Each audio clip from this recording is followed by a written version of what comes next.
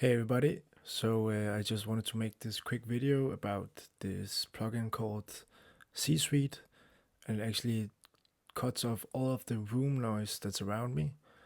So this is how it works. If you have the UAD interface and console, you can install the C-Suite plugin in here. You can adjust these two knobs, aden and ambience, and you can see that it's working in a lot of noise in here. It works pretty good. So if you have a lot of noise around you, a lot of noisy neighbors and a lot of room noise, this actually helps a lot.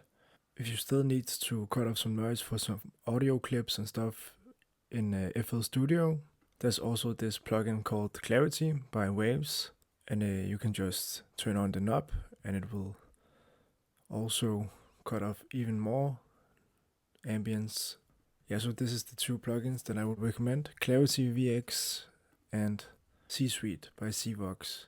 C-Suite is actually a bit expensive, and so is the Apollo interface, but if you do have it, I think it's worth the plugin.